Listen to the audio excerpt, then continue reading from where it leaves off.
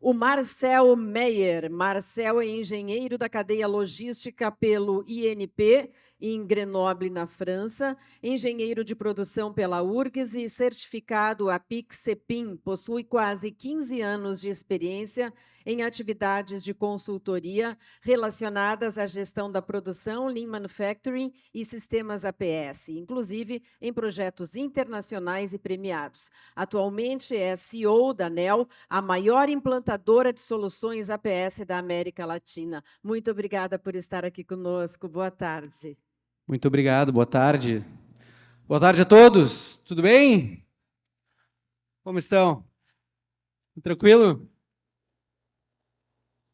Eu não vou perguntar como é que estão os colorados, os gremistas. Tá todo mundo, não tem como tirar o elefante da sala, né? Tá todo mundo meio nervoso para o que vai acontecer hoje de noite, seja pro bem ou pro mal. Mas vamos lá, né? Eu não posso dizer de quem que eu sou torcedor, senão já vai começar a dividir aqui, né? Mas é do campeão de tudo. Beleza, pessoal. Bom, primeiro agradecer muito aí o convite do Ivan, do Junico, do pessoal da Produtari para vir aqui hoje. É realmente uma honra. Sensacional aqui estar nesse palco aqui. Já vim muitas vezes assistir shows de artistas que eu adoro. Estavam aqui e agora a gente está aqui nesse lugar lindo. Então, bom, vou tentar fazer com que seja útil, né, para todo mundo. E eu vou começar justamente trazendo uma referência que eu vi do Junico lá na outra sala no ano passado, que estava falando sobre justamente a questão tecnológica. A gente fala muito de indústria 4.0, né, e tal. E tem muita gente que pensa assim nessa jornada de indústria 4.0, porque eu tenho que implantar isso, depois eu tenho que implantar isso, depois eu tenho que isso, como se fosse uma cartilha, né, simplesmente para que a gente esteja seguindo a tendência, que a gente esteja fazendo o que tem que fazer, o nosso beabá, né? Mas na prática, que o Junico muito bem comentou e trazendo algumas referências teóricas, é que a gente precisa usar tecnologia para otimizar algum resultado devido à escassez de recursos, né? Quando a gente tem essa abundância de recursos, a gente injeta tecnologia para reduzir custo e ter um resultado operacional lá na frente, né? Então não adianta a gente só pensar em tecnologia para bonito, a gente precisa pensar em tecnologia para gerar resultados, para gerar competitividade, né? E esse é o foco que a gente busca ter também sempre nos nossos projetos lá da NEL. Então eu vou começar aqui trazendo justamente uma referência teórica para a gente entender como é que o pessoal concebeu isso lá atrás, né? Então a gente está falando aqui de padrão de APICS, né, de Associação aí Internacional de Supply Chain, né, de planejamento, e a gente tem ali as caixinhas separadas, né, o pessoal deve já conhecer muitos desses termos, seja nesse formato ou num muito similar, e a gente vem lá do planejamento estratégico. Por um lado, a gente está vendo também questões de demanda, né, previsão de demanda, gestão de demanda. Quando a gente tem distribuição, a gente também tem mais esse input dentro do nosso sistema, né? E daí a gente vem ali, né, cascateando o nosso processo, vindo do SNOP, né, que o Alex muito bem comentou aqui, passando por planejamento de produção, MRP, programação detalhada, né, execução, e a gente vai vendo que a cada momento que a gente vai ganhando granularidade nesse processo, a gente também vai validando as questões de capacidade, né? E isso também está muito vinculado a uma época que o pessoal tinha como ferramenta basicamente o Excel para fazer esse tipo de processo, né? Não que isso seja realidade agora, eu imagino que quase ninguém deve usar Excel aqui para fazer os processos, né? Tô vendo. Mas isso era num momento em que a gente não tinha como, naquele nível que a gente precisava, chegar num nível de detalhe que se tem de SKU, produto a produto, quando a gente está falando de SNOP e tudo mais. O que, a nível de processo, faz muito sentido, né? Porque a gente está resolvendo outros problemas, a gente está tomando outra decisão, né? Mas o que acontece aqui, né? Quando a gente pensa em processo e tecnologia, eu posso dizer uma coisa: processo é mais importante do que tecnologia. Isso todo mundo tem essa ciência. Porém, são coisas indissociáveis atualmente. Não tem como... Hoje, tudo que a gente faz, a gente toca em tecnologia. A gente utiliza alguma ferramenta, alguma solução, alguma coisa que tem tecnologia embarcada. Então, se a gente pensar separado, totalmente separado, provavelmente a gente vai estar tendo que retrabalhar essa concepção mais adiante quando a gente decidir tomar uma jornada de digitalização, né? Então, a gente não pode pensar apenas no processo para depois pensar na tecnologia. Eu vou usar um exemplo aqui, né? Se a gente fosse pensar como que a gente comprava tênis. Como é que a gente comprava tênis antigamente? A gente ia para o shopping, né? A gente ia para o shopping e escolhia provavelmente o shopping que tivesse mais lojas de tênis para vender, que a gente gostasse e que pudesse escolher um modelo. Mas, atualmente, eu compro tênis, muitas pessoas compram tênis sem nem sair de casa. Então, só pesquisando na internet, né? Então, se lá atrás a gente pensasse que a gente ia ter um busca-pé, um zoom, um buscador, um comparativo e poder escolher um par de tênis, a gente provavelmente não ia fazer o mesmo processo de, eu tenho que escolher um shopping, vou falar com o meu vizinho aqui que conhece, comprou semana passada, e faz todo um percurso que provavelmente vai demorar bastante para escolher um par de tênis. Atualmente mudou bastante. Então, pela tecnologia que a gente tem atualmente, a gente mudou a maneira como a gente executa esse trabalho, né? E ainda mais se a gente tiver um filho e tiver que comprar um tênis todo mês, né? Daí pior ainda, né? Mas o ponto é esse.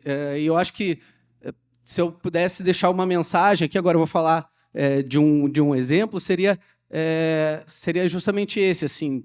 Pensem nessa jornada de digitalização, pensem nos seus processos, mas pensem com essa tecnologia já pensando nos potenciais que elas podem trazer para vocês. E vocês têm pessoas incríveis aqui com o Produtari e os parceiros aqui da rede para ajudá-los a definir isso e aliar, né, essas duas visões, né? Então, se a gente visse aqui, né, nesse desenho aqui tradicional, hoje já tem coisas bem diferentes. A gente tem SNOI num processo intermediário, né, correndo ali ao longo do mês, sobre como é que as coisas vão mudando, né, e assim por diante. Então, se a gente pudesse ter uma resposta do SNOP em termos de capacidade em um dia, será que eu ia ter um processo que demora uma semana inteira para rodar na minha fábrica? Não, talvez eu ia pensar diferente, ia fazer esse processo de uma maneira diferente, porque aquela resposta eu consigo em 1, 2 horas, e não mais em 5 dias. Né? Então, é interessante a gente pensar nisso conjuntamente. E, então, de uma certa forma, aqui em resumo, a tecnologia certa, né, vai nos poder trazer maior integração desses processos, né? Então, eu vou dar alguns exemplos aqui também para vocês de como que a gente junta esses bloquinhos, como que a gente consegue ter agilidade nesse percurso todo. Com maior agilidade, a gente acaba tendo mais resultados, mais competitividade naturalmente, né? Então, a tecnologia pode nos permitir essa integração aí para chegar numa maior competitividade. E eu vou trazer aqui para vocês o case da Insepa, um case que nós tivemos aí de planejamento avançado, unindo SNOP, programação fina, com um cliente lá do Paraná. É um cliente que, infelizmente, eles não puderam estar aqui hoje, mas eles apresentaram esse case faz alguns meses. Então, eles já nos liberaram aqui para trazer esse material para vocês. E a gente, como parceiro deles, vai contar um pouquinho dessa história, posicionando um pouco quem eles são, né? Eles trabalham com revestimentos cerâmicos. Hoje, fazem parte do Grupo Lamosa, um grupo mexicano muito grande, conhecido aí mundialmente, o segundo maior grupo de revestimentos cerâmicos do mundo, né?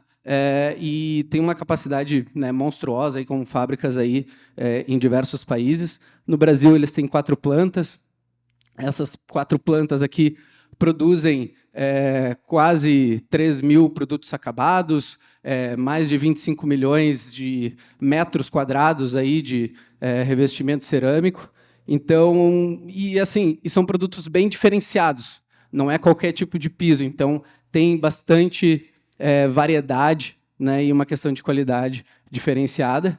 Para vocês terem uma noção aqui da fábrica deles também, possuem processos de esmaltação, fornos, polimento, retífica, classificação. Então, tem alguns processos que são mais em linha e tem alguns processos também periféricos que, dependendo do tipo de produto, eles passam no seu fluxo, né? Tinha basicamente o objetivo da gente percorrer desde lá do S&OP até a programação fina e passando também pelos processos de distribuição dos CDs que eles possuem centros de distribuição, né? Nesse caso aqui, no nosso projeto, a gente estava falando dos Estados Unidos, que tinham que estar integrados à produção aqui do Brasil, e com o objetivo de nível de serviço, né? O TIF, reduzir lead time, que a gente falou bastante aí pela manhã, reduzir estoques, ganhar eficiência, reduzir rupturas, setup e time to market, né? Então, basicamente, para vocês terem uma noçãozinha aqui da solução, e quando eu falo aquela integração da cadeia que a gente estava falando antes, é justamente isso, a gente ganhar essa agilidade. Então, a gente pega de 5 CDs que eles têm nos Estados Unidos e verifica, faz uma previsão estatística, bate essa previsão com a previsão da equipe de vendas, define políticas de estoque para cada um desses centros de distribuição nos Estados Unidos, e isso vai gerar ordens de transferência, né, ordens para a produção aqui do Brasil. Então, automaticamente, a gente já relaciona essa demanda que vem lá da ponta, né, das distribuições com a produção. Isso vai entrar no plano de S&OP, no plano de produção, junto com as demandas, né, do Brasil, e depois isso vai ser desdobrado para uma programação fina, porque a gente sabe que, no dia a dia, a única certeza é que vai mudar o plano, né? Então, no dia a dia, mudou alguma coisa, a gente tem o scheduling ali no curto prazo, né, que é a solução APS, para quem não conhece, para reagir a essas mudanças de demanda, ou quebrou uma máquina, ou tem alguma questão em alguma linha, a gente conseguir reagir com eficiência também, né? Porque também não adianta botar na frente, botar o fura-fila e impactar, né, em mais setups, perdas, esperas, né, que a gente não quer. Então, aqui a gente desdobra e leva para todas as nossas... Isso daqui dá... Opa! Não, esse botão é outra coisa. E leva para todas as máquinas, né, e lá na ponta para as distribuições, inclusive olhando restrições de caminhões, né, cabotagem, armazenagem, né? Então, quando o pessoal fala de DRP, DRP2, né, que usa restrições, né, e a gente consegue relacionar todas essas demandas desde lá da ponta, saber se algum movimento numa parte dos Estados Unidos para algum tipo de produto, isso está acontecendo bastante agora. Os Estados Unidos antes compravam muito porcelanato pequenininho, aquelas pecinhas pequenininhas, e aqui no Brasil a gente já tinha mais esse costume de ter os porcelanatos maiores, assim, né? O pessoal que pode, gosta e compra. E agora os americanos se deram conta e estão querendo comprar os porcelanatos grandes. Isso pegou na fábrica daqui. Então, isso tem uma mudança na tendência, né, daquele tipo de produto específico que impacta em algumas das fábricas aqui, mas aí a gente já consegue conectar a demanda lá dos Estados Unidos com a programação fina aqui no curto prazo muito rapidamente, né? E daí a gente muda bastante o processo. Tem possibilidade de analisar cenários com série de indicadores de estoques, de receita projetada, né? Quando a gente fala médio e longo prazo, né, em reuniões de S&OP e tudo mais. E programação fina também, com o clássico gráfico de Gantt ali, né, com sequenciamento, recurso a recurso, otimizando setups, né, tirando o melhor suco possível da produção, né, da fábrica. E o que isso gerou, né, em termos de projeto? Foi um projeto de mais ou menos 1 ano, ali no meio da pandemia. Na fábrica principal, onde foi executado o projeto, a gente teve um ganho aí de produtividade de 9%, né? Então, foi um throughput aí, né, superior aí de 9% de ganho de produtividade de capacidade mesmo, né, com a mesma estrutura fabril, e um aumento no nível de serviço geral de 81%, 81,5%, porque estava no meio da pandemia e aquela loucura lá, todo mundo recebendo pedido, enlouquecido, né, e eles conseguiram reagir bem no meio desse furacão aí para aumentar esse nível de serviço durante esse período de alta, né. Então, a gente fala do quanto que isso pode impactar em resultado real mesmo, né? Esse case, inclusive, ganhou ali o case do ano aí da Siemens no início desse ano de 2023, né?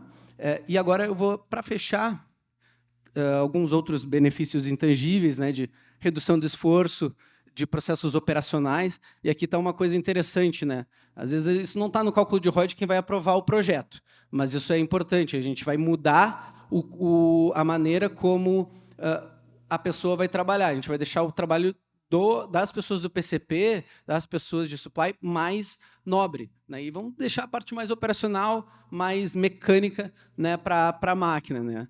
Mudando essas atividades para mais analíticas, padronizando processos, ganhando confiabilidade e maior controle, né? Aqui eu vou só pincelar algumas ideias de tendências também que a gente vê de baixo para cima aqui. Então eu estou vendo aqui manutenção conectada à programação, né? Então aqui a gente tem alguns casos quando a gente olha mais para o futuro, né, do que ainda dá para fazer, né, além disso que a gente está falando em termos de tecnologia. Eu tenho uma manutenção. Quando eu recebo essa manutenção, eu posso já... isso aqui não está pegando os efeitos, eu acho. Bom, tudo bem. Fica sem efeito. O ponto é que, quando a gente recebe o nosso MTTD, né, de uma equipe de manutenção diretamente de um sistema MES ou algum outro sistema, a gente já pode bloquear aquele recurso no nosso gráfico de Gantt, automaticamente pelo tempo que se demora normalmente para diagnosticar, e quando foi diagnosticado, já atualizar pelo MTTR, né, o tempo para reparo daquele tipo de problema naquela máquina. Então, isso já nos permite um tempo de reação na programação muito mais rápido, né? Então, é um potencial aí de agilidade quando a gente fala em conversas com o MES, com controle de produção. Quando a gente fala lá em cima, estoques, políticas de estoque, a gente tem uma solução agora também própria, que é o N-Plan, que é uma solução que permite definir políticas de estoques e simular políticas de estoques. Então, se eu trocar um fornecedor, se eu diminuir o lead time de ressuprimento, será que eu consigo daí mudar a minha política de estoque e daí com isso reduzir o meu estoque lá na ponta, né, já planejando uma política diferente, né, consigo fazer esse tipo de simulação, né, e já ver os impactos nas coberturas, né, de estoque. E também a parte logística, a gente integrar a parte logística. A gente tem uma solução de Control Tower, de Digital Logistics, né, que trabalha com a Siemens, que nós podemos conectar todo o workflow de transporte dos nossos fornecedores com a nossa programação. Então, se a gente sabe que alguma coisa trancou na importação, a gente já consegue ver esses impactos automaticamente dentro de um gráfico de Gantt, dentro da nossa programação, né? Então, de novo, a gente vai integrando mais a nossa cadeia, tendo mais respostas rápidas, né, dentro desse processo. E, por último, né, e sonhando um pouquinho, mas a gente já está fazendo alguns testes nesse sentido, a gente poder permitir ter assistentes virtuais para o nosso trabalho. A gente sabe que cada empresa aqui é diferente, os sistemas produtivos têm que ser específicos, mas a gente pode gerar cenários, a gente pode rodar com base em algumas regras e fazer com que o nosso assistente virtual já traga uma informação mais mastigada e a gente possa tomar uma decisão muito mais rapidamente do que era antes, né? Só que eu digo para vocês, esse tipo de solução não é assim, já ChatGPT, plug and play, não é. Isso aqui é uma implantação, é uma jornada para chegar num nível de maturidade assim, precisa de tempo, né? E a gente precisa de pessoas bem engajadas. Então, se a gente só pensar também no resultado que a gente precisa ter em 6 meses, né, Junico? Aí é meio difícil chegar lá. Mas se a gente pensar isso com uma jornada e ir construindo, é muito possível e vai acontecer, né? Isso eu posso garantir. É isso, pessoal. Muito obrigado. Muito obrigada, Marcel. Excelente case compartilhado aqui conosco.